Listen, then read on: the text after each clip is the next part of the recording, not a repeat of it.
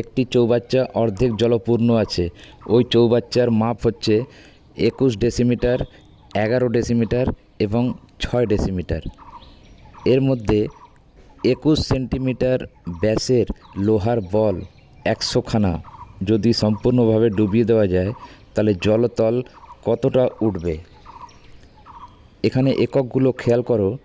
চৌবাচ্চার একক দেওয়া রয়েছে ডেসিমিটারে এবং গোলকের একক দেওয়া রয়েছে সেন্টিমিটারে। তো সবার আগে আমি একককে চেঞ্জ করব, 1 একক নিয়ে আসব। অর্থাৎ গোলকের যে একক দেওয়া রয়েছে সেন্টিমিটারে সেটা আমি নিয়ে যাব ডেসিমিটারে।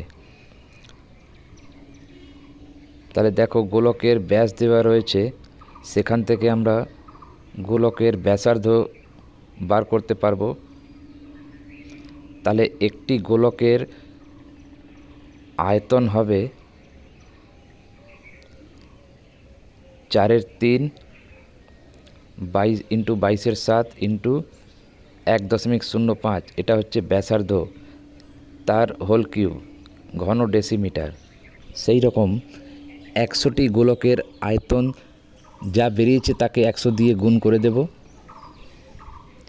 এই আয়তনটা চৌবাচ্চার জল তুলবে, কতটা উপরে উঠবে সেটা ধরে নিলাম এক্স।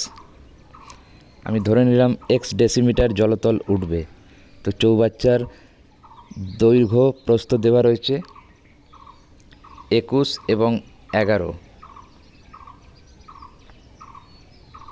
তাহলে চৌবাচ্চার আয়তন যেটুকু জল উঠবে তার আয়তন সমান হচ্ছে 100টি বলের আয়তন। তাহলে আমি লিখতে পারি 21 × 11 × x ইকুয়াল টু 100টি বলের যা আয়তন আছে সেইটা।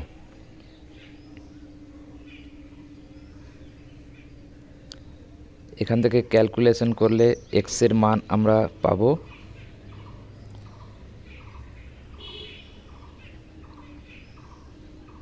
উপরে যে দেখছো 1.05 তিনটে আছে, এর দশমিকগুলো আমরা তুলে দেব।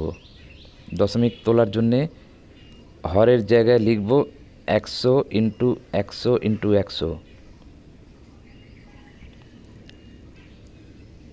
এবার 100 100 ক্যান্সেল, 22কে কাটলাম 11 দিয়ে, 21কে 105কে কাটলাম 21 দিয়ে, 105কে কাটলাম 3 দিয়ে, 35কে কাটলাম 7 দিয়ে। এরপরে সরল করে কি দাঁড়াচ্ছে দেখো,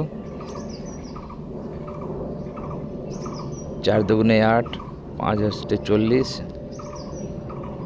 200 × 105।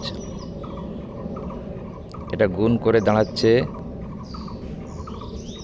21,000। 21,000 আর নিচে রয়েছে 1,000, 100 × 100।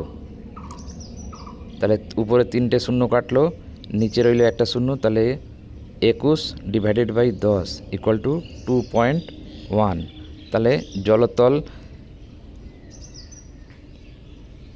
2.1 ডেসিমিটার উঠবে।